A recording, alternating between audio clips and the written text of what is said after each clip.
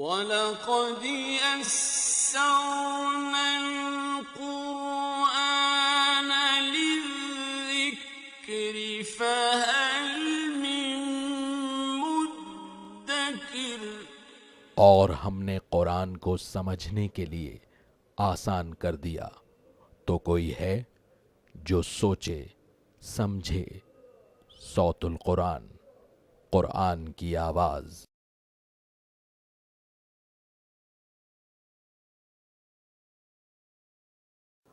نحمده ونصلي على رسوله الكريم اما بعد فاعوذ بالله من الشيطان الرجيم بسم الله الرحمن الرحيم وإذ أخذنا ميثاق بني إسرائيل لا تعبدون إلا الله وبالوالدين إحسانا وذي القربى واليتامى والمساكين وقولوا للناس حسنا وأقيموا الصلاة وآتوا الزكاة ثم توليتم إلا قليلا منكم وأنتم معرضون صدق الله العظيم۔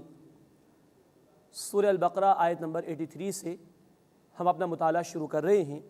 اسی آیت سے سورۃ البقرہ کے 10ویں رکوع کا آغاز ہو رہا ہے۔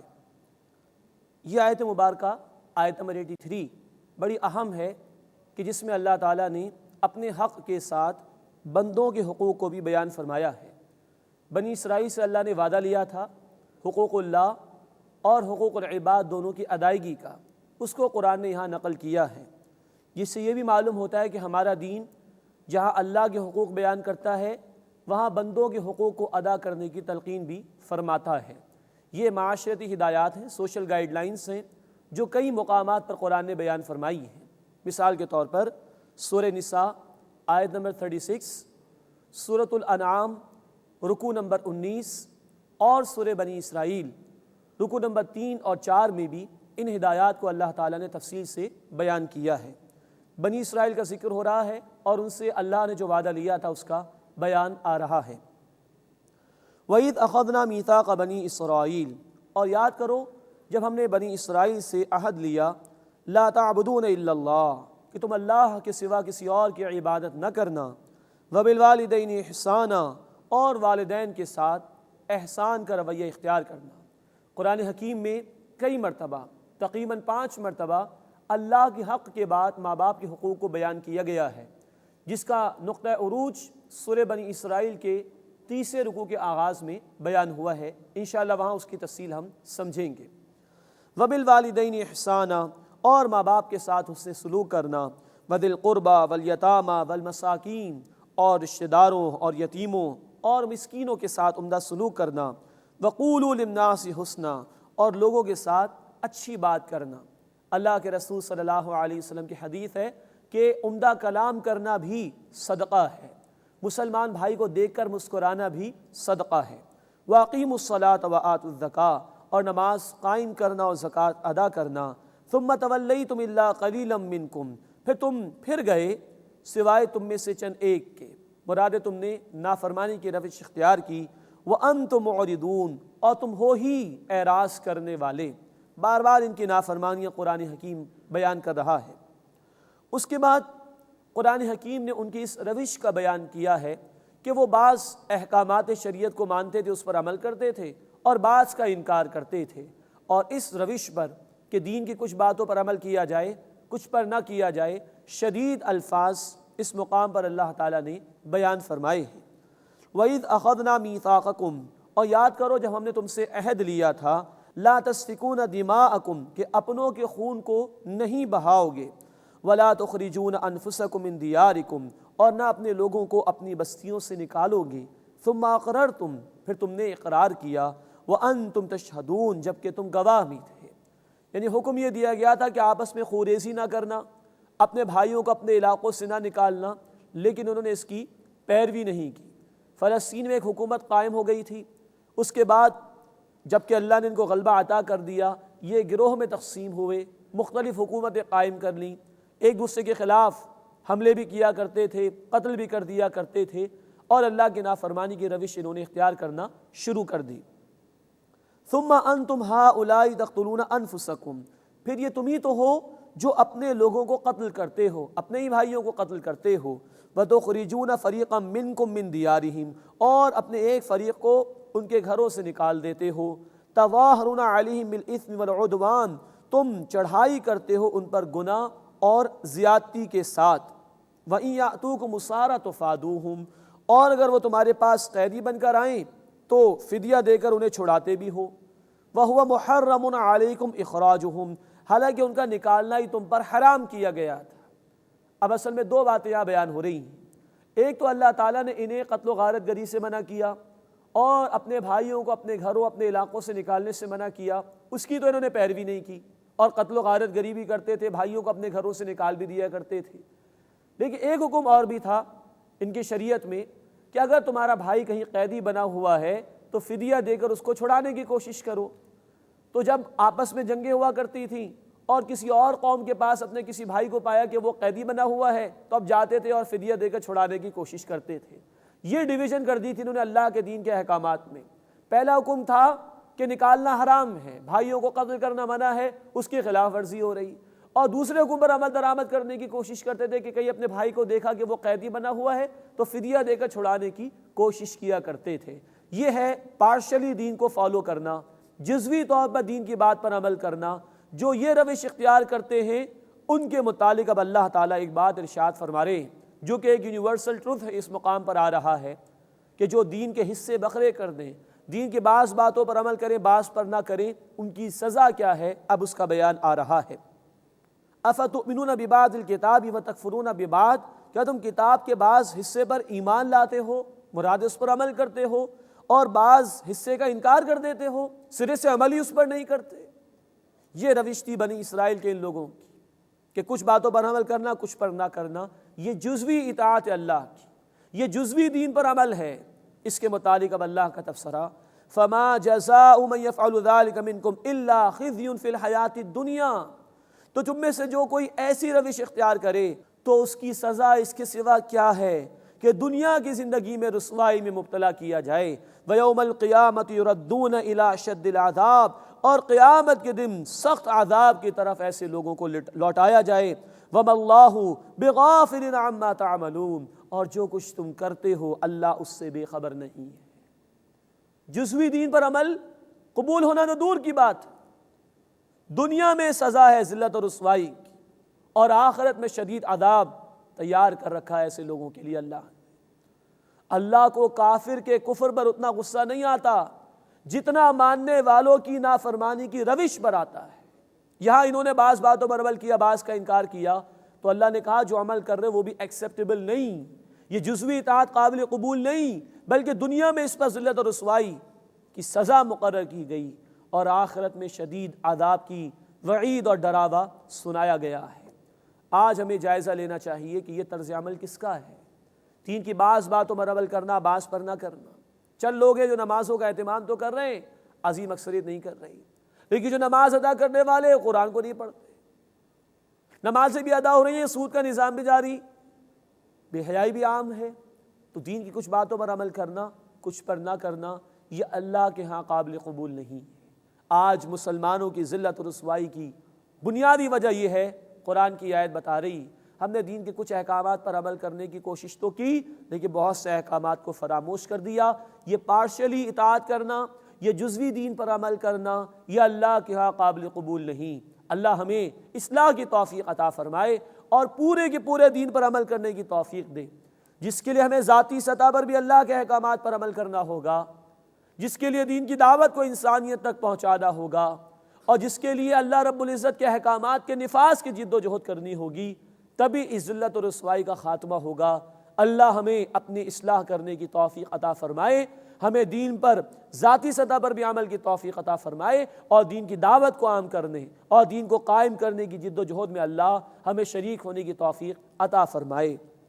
وَمَا اللَّهُ بِغَافِلٍ عَمَّا تَعْمَلُونَ، اور جو کچھ تم کرتے ہو اللہ اس سے بے خبر نہیں۔ آگے یہی لوگ جو جزوی دین پر عمل کریں، اللہ کے دین میں تقسیم کی روش اختیار کریں، ان کے متعلق فرمایا جا رہا ہے اولئک الذین اشتروا الحیاۃ الدنیا بالآخرہ، یہ وہ لوگ ہیں جنہوں نے آخرت کے بدلے دنیا کی زندگی خرید لی ہے، دنیا کی محبت میں دیوانے ہوئے، دین کو انہوں نے فراموش کر دیا۔ فلا یخفف عنہم العذاب، تو ان سے عذاب ہلکا نہیں کیا جائے گا، ولا ہم ینصرون، اور نہ ان کی مدد کی جائے گی۔ اللہ اس انجام بد سے ہماری حفاظت فرمائے۔ آج اللہ نے مہلت دی ہے، اللہ ہمیں عمل کی اصلاح کرنے کی توفیق عطا فرمائے۔ اس کے بعد 11واں رکوع شروع ہو رہا ہے، بنی اسرائیل کی مزید نافرمانیوں کا بیان اس رکوع میں آ رہا ہے۔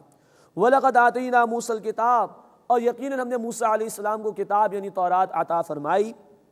وَقَفَّيْنَا مِن بَعْدِهِ بِالرُّسُلِ، اور ہم نے ان کے بعد مستقل پے در پے رسول بھیجے۔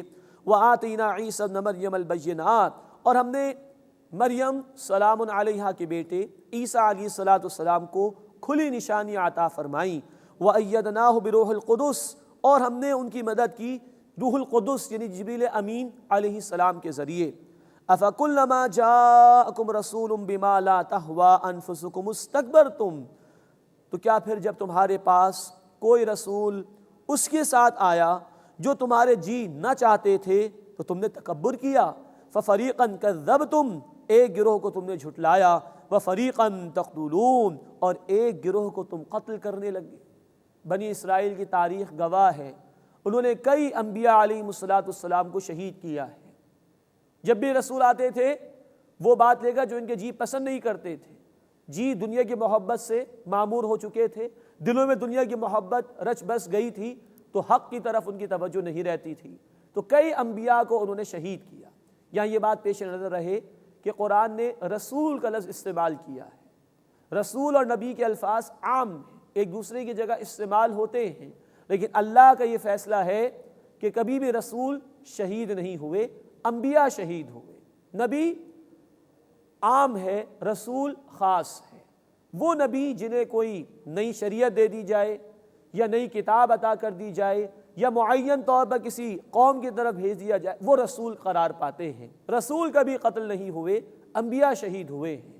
قرآن نے کہا ہے سورہ مجادلہ آیت نمبر 21 میں، کتب اللہ لاغلبن انا ورسلی، اللہ نے طے فرما دیا کہ میں اور میرے رسول ہی غالب رہیں گے۔ تو انبیاء شہید ہوئے ہیں، رسول کبھی بھی شہید نہیں ہوئے۔ فَفَرِيقًا كَذَّبْتُمْ، تو ایک گروہ کو تم نے جھٹلایا۔ وَفَرِيقًا تَقْتُلُونَ، اور ایک گروہ کو تم قتل کرنے لگے۔ یہ ان کی تاریخ بھری پڑی ہے کہ انبیاء کو بھی انہوں نے شہید کیا۔ وَقَالُوا قُلُوبُنَا غُلْفٌ، اور انہوں نے کہا کہ ہمارے دل تو پردے میں ہیں، مراد ہے کہ ہم بڑے محفوظ ہیں، اے مسلمانوں تم جو کچھ بھی چاہو پیش کر دو ہمارے سامنے، ہم باز نہیں آئیں گے، ہم حق کی مخالفت سے باز نہیں آئیں گے، تمہاری دعوت کو قطعاً قبول نہیں کریں گے۔ بل لعنہم اللہ بکفرہم، بلکہ ان پر ان کے کفر کی وجہ سے اللہ نے لعنت فرمائی۔ فقلیلا ما یؤمنون، بس تھوڑے ہی ہیں جو ایمان لاتے ہیں۔ بات یہ نہیں کہ یہ کسی حق کے راستے پر گامزن ہو چکے ہیں، نہیں، ان کی اس ہٹ دھرمی کی وجہ سے، ان کی اس نافرمانی و کفر کی روش کی وجہ سے اللہ نے ان پر لعنت فرما دی ہے، اب یہ ایمان نہیں لائیں گے۔ مسلمانوں کو تو توقع تھی، ان یہود کے علماء سے خاص طور پر اور عام یہودیوں سے بھی، آیت 75 میں ذکر آ چکا ہے کہ شاید یہ قبول کر لیں گے، لیکن انہوں نے تو یہ کہا کہ ہمارے دل تو بڑے پردے میں ہیں، بڑے محفوظ ہیں، ہم تمہاری بات کو مسلمانوں بالکل نہیں مانیں گے۔ اللہ کا تبصرہ یہ ہے کہ بات یہ کہ انہوں نے ہٹ دھرمی کی وجہ سے، حسد کی وجہ سے حق کا انکار کیا ہے، تو اب اللہ تعالیٰ کی لعنت میں گرفتار ہو گئے۔ لعنت سے مراد اللہ کی رحمت سے دور ہو جانا، اور اب یہ ایمان نہیں لائیں گے۔ وَلَمَّا جَاءَهُمْ كِتَابٌ مِّنْ عِندِ اللَّهِ، اور جب ان کے پاس اللہ کے پاس سے کتاب آئی یعنی قرآن، مُصَدِّقٌ لِّمَا مَعَهُمْ، جو کہ اس کی تصدیق کرنے والا ہے جو ان کے پاس، یعنی تورات۔ یہ قرآن تو تورات کی تصدیق کرتا ہے، لیکن انہوں نے اس کا انکار کر دیا، ماننے سے ہی انکار کر دیا، حالانکہ ان کی ایک روش کا بیان اگلے الفاظ میں آ رہا ہے۔ وَكَانُوا مِن قَبْلُ يَسْتَفْتِحُونَ عَلَى الَّذِينَ كَفَرُوا، اور وہ اس سے پہلے کفار کے مقابلے میں فتح مانگتے تھے۔ فَلَمَّا جَاءَهُم مَّا عَرَفُوا كَفَرُوا بِهِ، بس جب وہ ان کے پاس آ گیا جسے وہ پہچانتے تھے تو انہوں نے اس کا انکار کیا۔ فَلَعْنَةُ اللَّهِ عَلَى الْكَافِرِينَ، بس اللہ کی لعنت ہے کفر کرنے والوں پر۔ پس منظر اس کا یہ ہے کہ یہود کے 3 قبیلے مدینے میں آباد تھے، کبھی مشرکین سے، کفار سے ان کی جنگیں بھی ہو جایا کرتی تھی، تو یہ کہتے تھے اس وقت کفار کو کہ ابھی تم ہم سے لڑ رہے ہو، لیکن جب وقت کا آخری رسول آئے گا صلی اللہ علیہ وسلم، جن کی بشارات ان کی کتابوں میں تھیں، تو پھر ہم تمہارے خلاف ان کی قیادت میں جنگ کریں اور تمہیں شکست دے دیں گے۔ اس بات کی وہ دعائیں مانگتے تھے کہ اللہ وہ آخری رسول آ جائیں اور ان کی سرپرستی میں ہم ان کے خلاف قتال کریں۔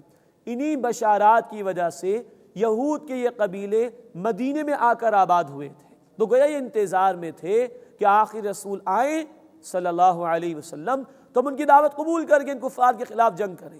لیکن جب اللہ کے رسول آئے، یہ قرآن بھی آ گیا جس سے وہ پہچانتے تھے، فَكَفَرُوا بِهِ، تو انہوں نے اس کا انکار کیا۔ فَلَعْنَةُ اللَّهِ عَلَى الْكَافِرِينَ، تو لعنت ہو اللہ کی کفر کرنے والوں پر۔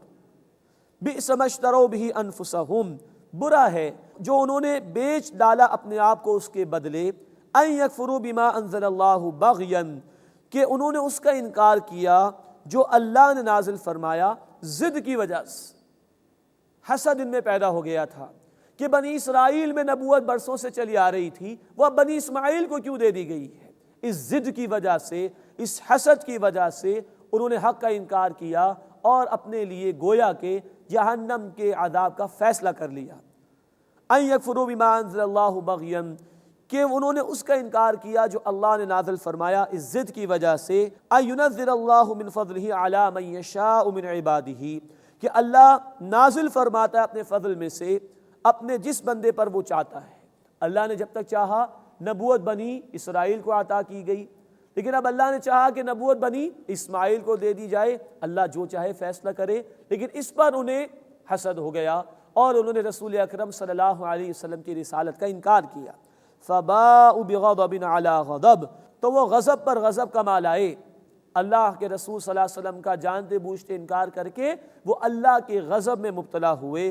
وَلِلْكَافِرِينَ عَذَابٌ مُّهِينٌ، اور کفر کرنے والوں کے لیے رسوا کرنے والا عذاب ہے۔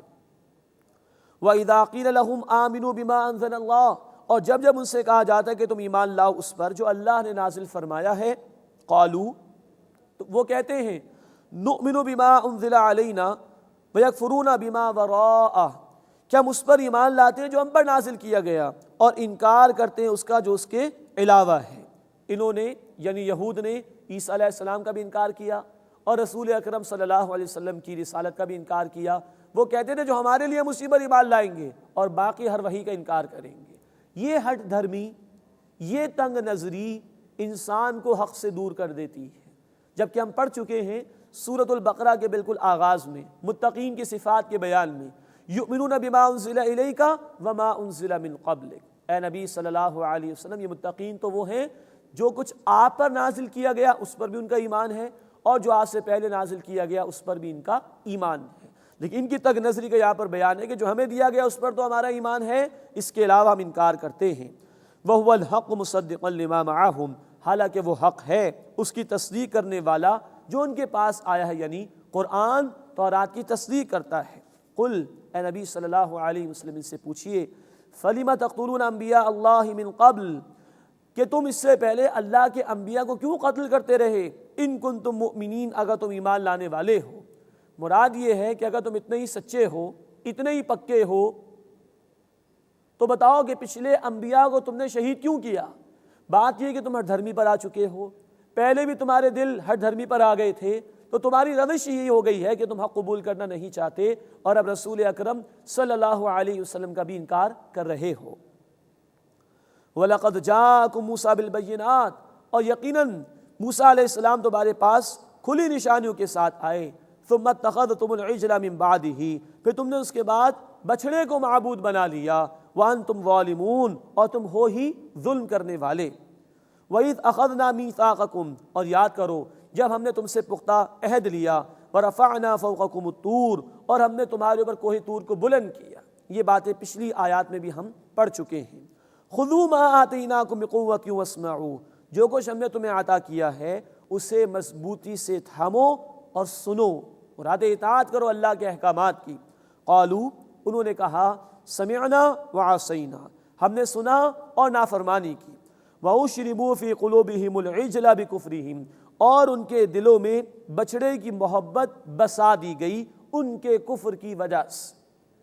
گزشتہ نشستوں میں یہ بات ہمارے سامنے آ چکی ہے کہ موسیٰ علیہ السلام کوہ طور پر گئے تھے اللہ سے کلام لینے کے لیے، ہدایت اور رہنمائی لینے کے لیے، پیچھے قوم نے بچڑے کو معبود بنا لیا تھا، جس کی تفسیر انشاءاللہ مکی صورتوں میں ہمارے سامنے آ جائے گی۔ قل، اے نبی صلی اللہ علیہ وسلم فرما دیجئے، بئس ما یأمرکم بہ ایمانکم ان کنتم مؤمنین، کیا ہی برا ہے جس کا تمہیں حکم دیتا ہے تمہارا ایمان اگر تم مومن ہو۔ ایمان کے ساتھ شرک اور کفر کی حرکتیں، ایمان کا دعویٰ بھی ہو، اللہ کی محبت کا دعویٰ بھی ہو، اور اللہ کے مقابلے میں کسی اور کی پوجا پاٹ، یہ تمہارا کیسا ایمان ہے جو تمہیں اس قسم کی دعوتیں دے رہا ہے۔ اس کے بعد اگلی آیات میں اللہ نے ایک بڑی اہم بات بیان کی ہے، اللہ کی محبت کا لٹمس ٹیسٹ کیا ہے، کس بات سے معلوم ہوگا کہ واقعتاً بندہ اللہ کی محبت سے سرشار ہے، اس کو اگلی آیات میں اللہ تعالیٰ نے بیان فرمایا۔ اور اگین ایک اور یونیورسل ٹروتھ آ رہا ہے، ایک کائناتی حقیقت ہے جو اس مقام پر بیان کی گئی ہے، جس میں ہماری غور و فکر کا بہت سا سامان موجود ہے۔ فرمایا قل، اے نبی صلی اللہ علیہ وسلم ان سے کہہ دیجئے، ان کانت لکم الدار الآخرۃ عند اللہ، اگر تمہارے لیے آخرت کا گھر ہے اللہ کے پاس، خالصۃ من دون الناس، تمام دیگر لوگوں کے مقابلے میں، فتمنوا الموت، بس تم موت کی تمنا کرو، ان کنتم صادقین، اگر تم سچے ہو۔ یہ ہے لٹمس ٹیسٹ اللہ کی محبت کا، اس لیے کہ اللہ کی ملاقات میں موت ہی تو رکاوٹ ہے۔ تو کیا موت کے لیے تیار ہو؟ آج اگر موت آ جائے تو اللہ کے حضور پیشی کے لیے تیار ہو؟ کیا تمنا کر سکتے ہو رائٹ ناؤ موت کی؟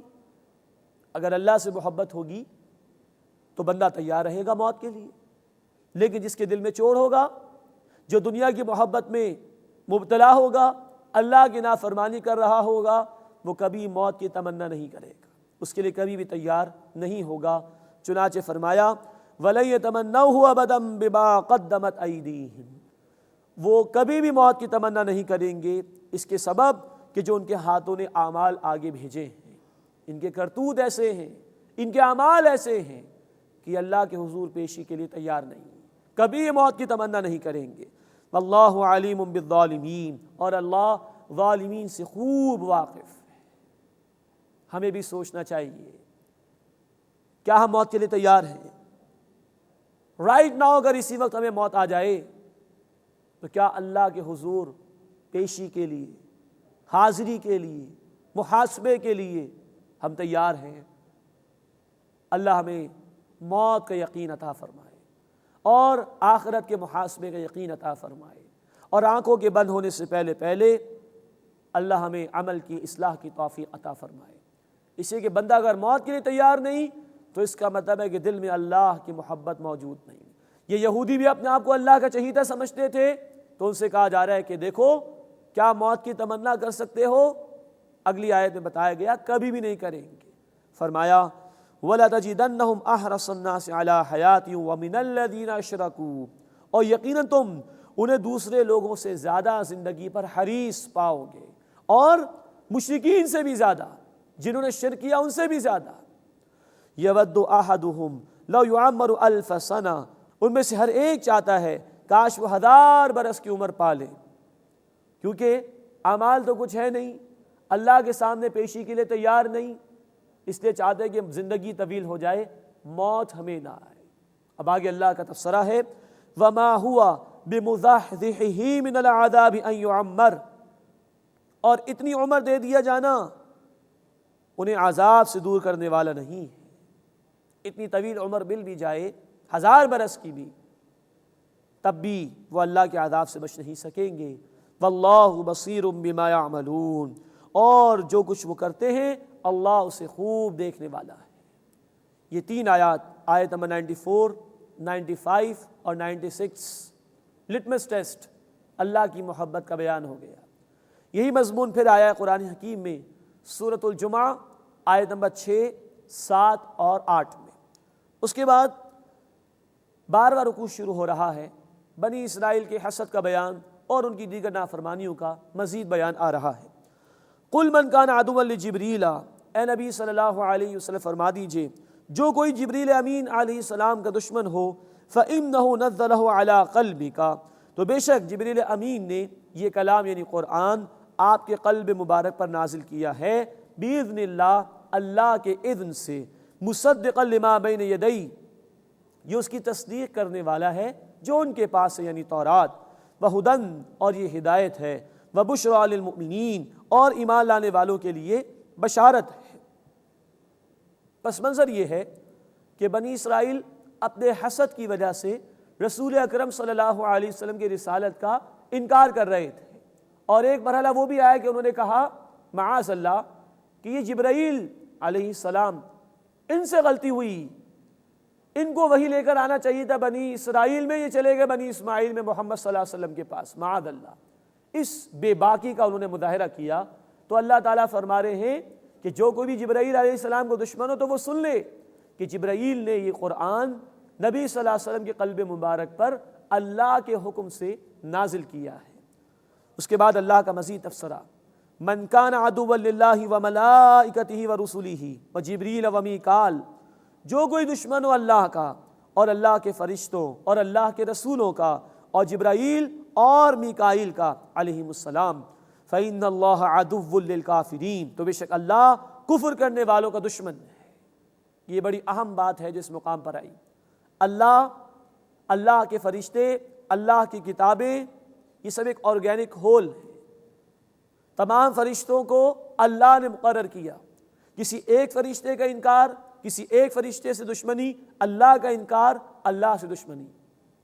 اسی طرح اللہ کے کسی ایک رسول کا انکار، اللہ کی اس اتھارٹی کا انکار ہے جس کی بنیاد پر اللہ رسولوں کو منتخب فرماتے ہیں، اور گویا ایک رسول کا انکار اللہ کے تمام رسولوں کا انکار ہے۔ یہ ایک آرگینک ہول ہے۔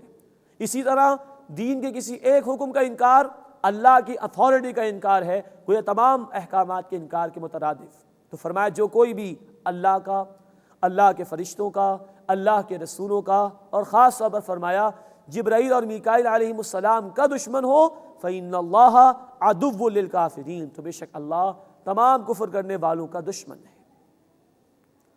وَلَقَدْ أَنزَلْنَا إِلَيْكَ آيَاتٍ بَيِّنَاتٍ، اور یقیناً نبی صلی اللہ علیہ وسلم ہم نے آپ کی طرف واضح نشانیاں نازل کیں، وَمَا يَكْفُرُ بِهَا إِلَّا الْفَاسِقُونَ، اور ان کا انکار تو صرف نافرمان ہی کرتے ہیں۔ اب مزید ان کی نافرمانیوں کا بیان آ رہا ہے۔ أَوَكُلَّمَا عَاهَدُوا عَهْدًا نَبَذَهُ فَرِيقٌ مِّنْهُمْ، تو کیا ایسا نہیں جب بھی انہوں نے کوئی عہد کیا تو ان کے ایک فریق نے اسے توڑ ڈالا۔ یہ تو ہے ہی ایفائے عہد کی خلاف ورزی کرنے والے، وعدے کو توڑ دینے والے۔ بل اکثرهم لا یؤمنون، بلکہ ان کے اکثر ایمان نہیں رکھتے۔ ولما جاءهم رسول من عند اللہ، اور جب ان کے پاس ایک رسول آئے اللہ کی طرف سے صلی اللہ علیہ وسلم، مصدق لما معہم، اس کی تصدیق کرتے ہوئے جو ان کے پاس، نبذ فریق من الذین اوتوا الکتاب، تو ان کے ایک فریق نے اللہ کی کتاب کو ڈال دیا، کتاب اللہ وراء ظہورہم، اللہ کی کتاب کو ڈال دیا اپنی پیٹھ کے پیچھے، کأنہم لا یعلمون، گویا کہ وہ جانتے ہی نہیں۔ یہ بنی اسرائیل کے علماء کا بھی بیان اور دیگر لوگوں کا بھی کہ رسول اکرم صلی اللہ علیہ وسلم آئے ہیں، قرآن برحق کتاب اسے لے کر آئے ہیں، ان کی کتابوں میں بشارات موجود ہیں، لیکن انہوں نے اسے فراموش کر دیا اور بھلا دیا، اور اللہ کی کتاب جو ان کے پاس بھی تھی ان کے حوالے سے رویہ بھی قرآن نے بیان کیا کہ اللہ کی کتاب کو انہوں نے پس پش ڈال دیا تھا۔ یہ ذکر تو قرآن کر رہا ہے بنی اسرائیل کے حوالے سے، لیکن آج یہ روش مسلمانوں کی، اللہ کے رسول صلی اللہ علیہ وسلم کی حدیث ہے بیہقی شریف میں، یا اہل القرآن، اے قرآن والو، لا تتوسد القرآن، قرآن کو پیٹھ کے پیچھے نہ ڈال دینا، تکیہ نہ بنا لینا۔ تکیہ پیٹھ کے پیچھے ہوتا ہے یا ٹیک لگا کر انسان مطمئن ہو کر بیٹھ جاتا ہے، قرآن کو تکیہ نہ بنا لینا جو پیٹھ کے پیچھے ڈال دیا جاتا ہے۔ بنی اسرائیل کی طرح آج امت مسلمہ نے بھی قرآن کو پس پش ڈال دیا ہے۔ آج لوگوں کے پاس اخبارات کے مطالعے کے لیے وقت ہے، میگزینز پڑھنے کے لیے ٹائم ہے، انٹرنیٹ پر سرفنگ کے لیے وقت موجود ہے، ای میلز چیک کرنے کے لیے وقت موجود ہے، دنیا کے تمام کاموں کے لیے وقت موجود ہے، لیکن اللہ کی کتاب آج اس کو بند کر دیا گیا، اس کو کھولنے کے لیے لوگ تیار نہیں۔ یہ آج ہماری روش جو برسوں پہلے، صدیوں پہلے بنی اسرائیل کی تھی، کتاب اللہ وراء ظہورہم، اللہ کی کتاب کو پیٹھ کے پیچھے ڈال دیا، کأنہم لا یعلمون، گویا وہ جانتے ہی نہیں۔ اور اس سے آگے بڑھ کر قرآن کہہ رہا ہے کہ جب امت زوال کا شکار ہوتی، جیسے بنی اسرائیل کے لوگ ہوئے، تو کتاب کو تو فراموش کر دیا جاتا ہے، حقیقت کو فراموش کر دیا جاتا ہے، اور لوگ جادو ٹونے کے پیچھے پڑ جاتے ہیں، خرافات کے پیچھے پڑ جاتے ہیں، فضولیات کے پیچھے پڑ جاتے ہیں۔ اس کا ذکر اگلی آیت میں آ رہا ہے۔ وَاتَّبَعُوا مَا تَتْلُو الشَّيَاطِينُ عَلَى مُلْكِ سُلَيْمَانَ، اور انہوں نے اس کی پیروی کی جو شیاطین سلیمان علیہ السلام کی بادشاہت کے دور میں پڑھتے پڑھاتے تھے۔ شیاطین سے مراد جنات بھی ہیں جو جادو ٹونے کا عمل کرتے تھے اور انسانوں کو بھی اکساتے تھے۔ تو وہ نافرمان بنی اسرائیل کے جنہوں نے اللہ کی کتاب کو پس پش ڈال دیا، اب وہ شیاطین کی پیروی کرتے تھے جو لوگوں کو جادو ٹونے اور دیگر فضولیات سکھایا کرتے تھے۔ وما کفر سلیمان، اور سلیمان علیہ السلام نے کفر نہیں کیا، ولیکن الشیاطین کفروا، لیکن شیاطین نے کفر کیا، یعلمون الناس السحر، وہ لوگوں کو جادو سکھاتے تھے۔ یہ بات بھی نوٹ فرما لیجئے، سلیمان علیہ السلام اللہ کے نبی تھے۔ آج بھی ہمارے معاشرے میں طرح طرح کی چیزیں مل جاتی جس میں نقش سلیمانی بھی شامل ہے۔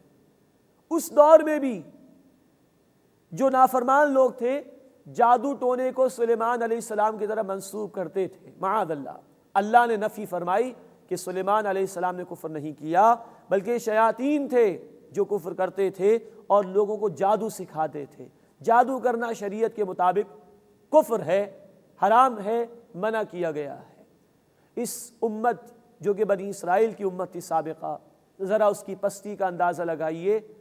اللہ کی کتاب کو پس پش ڈال دیا، شیاطین کی پیروی کرنے لگ گئے اور جادو ٹونے میں مبتلا ہو گئے۔ جب حقیقت یعنی کتاب الہی کو فراموش کر دیا جائے تو امت اس پستی پر پہنچتی ہے کہ وہ خرافات اور جادو ٹونے کا شکار ہو جاتی جو کہ کفر ہے۔ مزید فرمایا وما انزل علی الملکین ببابل ہاروت و ماروت، اور جو کچھ بابل، یہ عراق کا پرانا نام ہے، اور جو کچھ بابل میں ہاروت اور ماروت دو فرشتوں پر نازل کیا گیا۔ اب اللہ تعالیٰ نے بھی آزمائش فرمائی اور دو فرشتوں کو انسانی شکل و صورت میں بھیجا۔ وہ جب قوم ایک غلط رخ پر چلنا شروع کر دے تو آزمائش بھی اسی سے مطابقت رکھتی ہوئی کی جاتی ہے۔ یہ فرشتے انسانی شکل و صورت میں آتے تھے، مختلف باتیں سکھاتے تھے، لیکن ان لوگوں نے اگر ان فرشتوں سے کچھ سیکھا بھی تو وہ کہ جس کے ذریعے سے گھر کے نظام کو برباد کیا جاتا ہے۔ وما يعلمان من احد حتى يقولا، اور وہ دونوں فرشتے ان لوگوں میں سے کسی ایک کو کچھ بھی نہیں سکھاتے تھے یہاں تک کہ وہ کہہ دیا کرتے تھے انما نحن فتنۃ، بے شک ہم تو آزمائش ہیں، ہمارے ذریعے تمہاری آزمائش ہو رہی، فلا تکفر، بس تم کفر نہ کرنا۔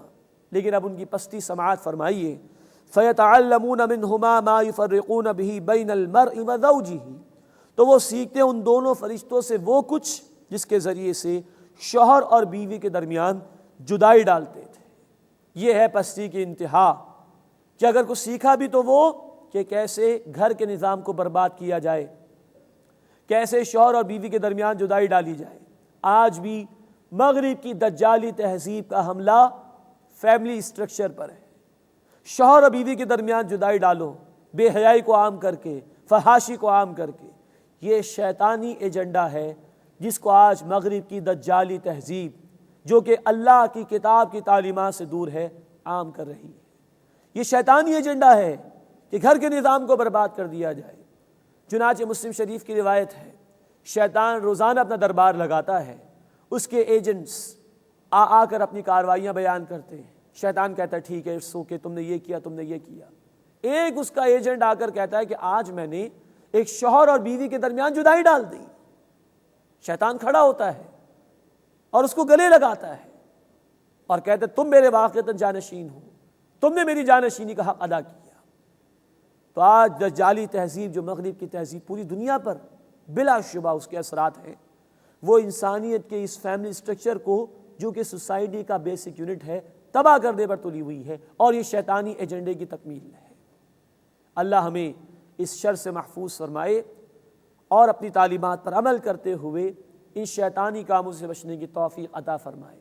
لیکن غور فرمائیے، یہ بنی اسرائیل کی امت جو حامل کتاب تھی، اللہ کے دین کی ذمہ دار تھی کہ اس کو عام کرے اور انسانیت کے سامنے اس کا نمونہ پیش کرے، جب پستی پر یہ قوم آئی تو کتاب کو بھی پس سے پش ڈال دیا اور انتہا یہ ہوئی کہ جادو ٹونے کے پیچھے پڑے، خرافات کے پیچھے پڑے، اور پستی کی مزید انتہا یہ ہوئی کہ وہ دھندے انہوں نے شروع کیے جس سے فیملی سسٹم کو برباد کیا جاتا ہے۔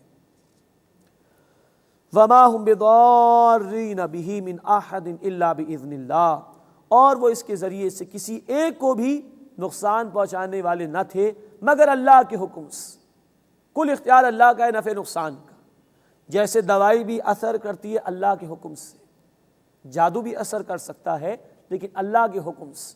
جادو کرنا کفر حرام ہے لیکن تاثیر اس کی ہو سکتی ہے لیکن اللہ کے حکم سے۔ وَيَتَعَلَّمُونَ مَا يَضُرُّهُمْ وَلَا يَنفَعُهُمْ، اور وہ سیکھتے ہیں وہ جو انہیں نقصان پہنچائے اور انہیں نفع نہ پہنچائے۔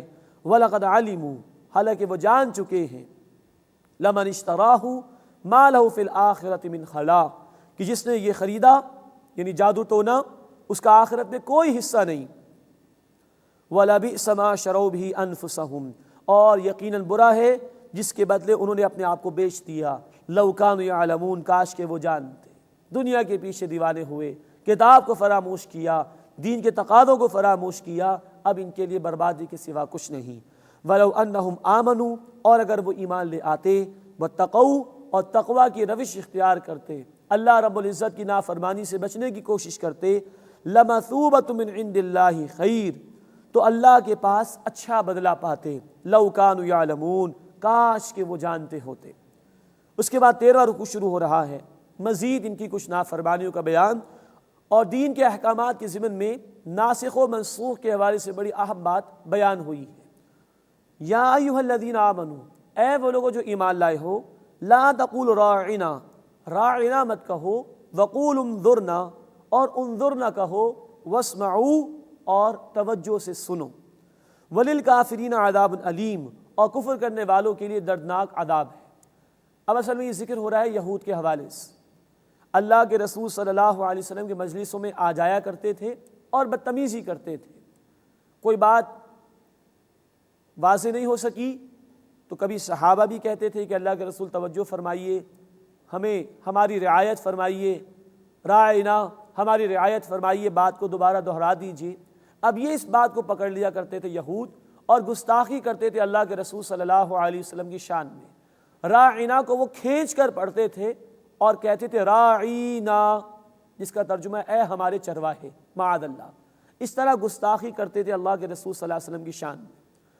تو اللہ تعالیٰ نے اہل ایمان کو ہدایت کی کہ اس لفظ کو ہی چھوڑ دو، لا تقولوا راعنا، مت کہو راعنا، وقولوا انظرنا، اور کہو کہ انظرنا، اے اللہ کے رسول صلی اللہ علیہ وسلم التفات فرمائیے۔ معلوم ہوا کہ اللہ تعالیٰ چاہ رہے ہیں اور حکم دے رہے ہیں اہل ایمان کو کہ اللہ کے رسول صلی اللہ علیہ وسلم کا ادب اور احترام پیش نظر رکھیں، وہ لفظ بھی چھوڑ دو جس میں گستاخی کا شائبہ بھی آ سکتا ہے۔ وقولوا انظرنا، اور کہو انظرنا، واسمعوا، اور توجہ سے سنو۔ مراد ہے کہ اٹینٹیولی اللہ کے رسول صلی اللہ علیہ وسلم کی باتوں کو سنو تاکہ دہرانے کے لیے درخواست کرنے کا موقع ہی نہ آئے، اور اگر آ بھی جائے تو انظرنا، اے نبی صلی اللہ علیہ وسلم التفات فرمائیے، یہ الفاظ استعمال کرو۔ وَلِلْكَافِرِينَ عَذَابٌ عَلِيمٌ، اور کفر کرنے والوں کے لیے دردناک عذاب ہے۔ مَا يَوَدُّ الَّذِينَ كَفَرُوا مِنْ أَهْلِ الْكِتَابِ وَلَا الْمُشْرِكِينَ، اہل کتاب میں سے جن لوگوں نے کفر کیا وہ نہیں چاہتے اور نہ ہی مشرک، أَن يُنَزَّلَ عَلَيْكُم مِّن خَيْرٍ مِّن رَبِّكُمْ، کہ تم پر تمہارے رب کی طرف سے کوئی بھلائی نازل ہو۔ یہ حسد بنی اسرائیل کے یہود میں بھی تھا اور یہ حسد مشرکین مکہ میں بھی تھا کہ محمد صلی اللہ علیہ وسلم کو وحی کیوں دے دی گئی۔ واللہ یختص برحمتہ من یشاء، اور اللہ جسے چاہتا ہے اپنی رحمت سے خاص فرما لیتا ہے۔ واللہ ذو الفضل العظیم، اور اللہ بڑے فضل کا مالک ہے۔ اب اس کے بعد ناسخ و منسوخ، جو کہ قرآن حکیم کی تفسیر کے ضمن میں بہت بنیادی اصطلاحات ہیں، اس کا بیان آ رہا ہے۔ ما ننسخ من آیت او ننسہا، کوئی آیت جسے ہم منسوخ کرتے ہیں یا ہم اسے بھلا دیتے ہیں، نأتی بخیر منہا او مثلہا، ہم اس سے بہتر لے آتے ہیں یا اس کے جیسی ہی لے آتے ہیں۔ الم تعلم، کیا تم جانتے نہیں، ان اللہ علی کل شیء قدیر، یہ بے شک اللہ ہر شے پر قدرت رکھنے والا ہے۔ یہ ناسخ و منسوخ کی بحث۔ ناسخ نئے آنے والے حکم کو کہتے ہیں، منسوخ وہ حکم جو ناسخ کی وجہ سے ختم ہو جائے اسے منسوخ کہا جاتا ہے۔ تو یہ بڑی اہم بحث ہے جو اس مقام پر قرآن نے بیان کی۔ گزشتہ کتابوں میں کچھ احکامات اللہ تعالیٰ نے دیے تھے، ان کے مقابلے میں قرآن میں نئے احکامات آ گئے، تو یہ ناسخ و منسوخ تورات اور قرآن میں بھی یہ گویا کہ پھر قرآن میں بھی کچھ احکامات آئے اور ان کے مقابلے میں اللہ نے فائنلی کچھ اور احکامات دیے، تو یہ ناسخ و منسوخ قرآن حکیم میں بھی ہے۔ لیکن اللہ تعالیٰ فرما رہے کہ ہم کوئی آیت منسوخ کرتے ہیں یا اسے بھلا دیتے ہیں، مراد ہے کہ ذہن سے ہی محو کر دینا۔ اس کا ذکر آیا ہے قرآن میں سورۃ الاعلیٰ آیت نمبر 6 اور 7 میں، سنقرئک فلا تنسیٰ، اے نبی ان قریب ہم آپ کو پڑھائیں گے آپ نہیں بھولیں گے، الا ما شاء اللہ، سوائے کہ جو اللہ چاہے، اللہ چاہے تو ذہنوں سے حافظوں سے اس کو محو کر سکتا ہے۔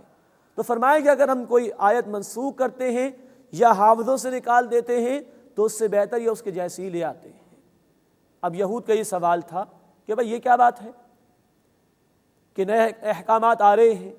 اس کا پہلا جواب اور واحد جواب یہی ہے کہ اللہ علی کل شیء قدیر ہے، حکیم ہے، ہر دور میں جیسے جیسے حالات ہوتے تھے اللہ اس کی مناسبت سے احکامات عطا فرماتے تھے، اور اللہ کی قدرت ہے وہ جو چاہے حکم دے، تم بندے ہو تمہارا کام ماننا ہے، اللہ جو چاہے حکم دے۔ تو یہ ناسخ و منسوخ تورات گزشتہ کتابوں اور قرآن میں بھی ہے، اور ودن قرآن بھی ناسخ و منسوخ ہیں کہ پہلے ایک حکم دیا گیا جیسے وصیت کے حوالے سے احکامات، پھر میراث کے احکامات قرآن میں آ گئے، تو ایک حکم پہلے قرآن میں دیا گیا اور فائنلی ایک اور حکم اللہ رب العزت کی طرف سے آ گیا جسے پھر ناسخ کہیں گے، جو کہ فائنل حکم سمجھا جائے گا۔ الم تعلم، کیا تم جانتے نہیں، ان اللہ علی کل شیء قدیر، کہ بے شک اللہ ہر شے پر قدرت رکھنے والا ہے۔ الم تعلم، کیا تم جانتے نہیں، ان اللہ لہ ملک السماوات والارض، کہ بے شک اللہ ہی کے لیے ہے آسمان اور زمین کی بادشاہت، وما لکم من دون اللہ من ولی ولا نصیر، اور تمہارے لیے اللہ کے مقابلے میں نہ کوئی حامی ہے اور نہ ہی کوئی مددگار۔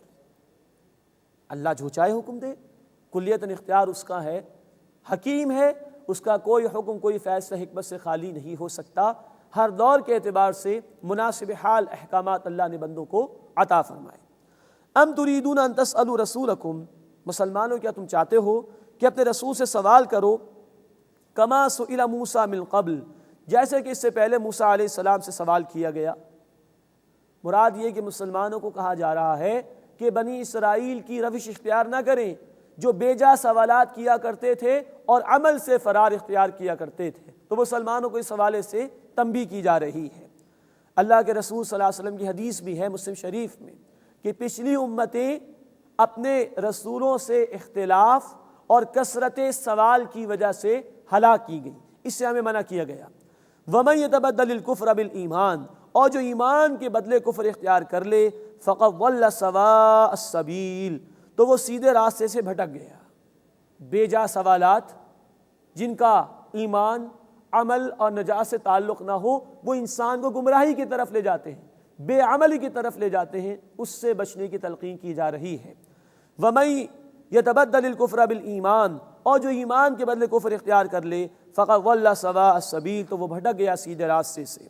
وَدَّ كَثِيرٌ مِّنْ أَهْلِ الْكِتَابِ، اہل کتاب میں سے بہت سے لوگوں نے چاہا، لَوْ يَرُدُّونَكُم مِّن بَعْدِ إِيمَانِكُمْ كُفَّارًا، کہ کاش وہ تمہیں لوٹا دیں تمہارے ایمان کے بعد کفر کی حالت میں، حَسَدًا مِّنْ عِندِ أَنفُسِهِمْ، اپنے دل کی حسد کی وجہ سے، مِّن بَعْدِ مَا تَبَيَّنَ لَهُمُ الْحَقُّ، اس کے بعد کہ جب کہ ان پر حق واضح ہو گیا۔ یہ ان کا حسد ہے کہ وہ چاہتے ہیں کہ اب ایمان مسلمانوں سے بھی چھن جائے اور مسلمانوں کو وہ کفر کی طرف لوٹا دیں، یہ ان کا حسد ہے جس کا اظہار ان کے اعمال سے ہو رہا ہے۔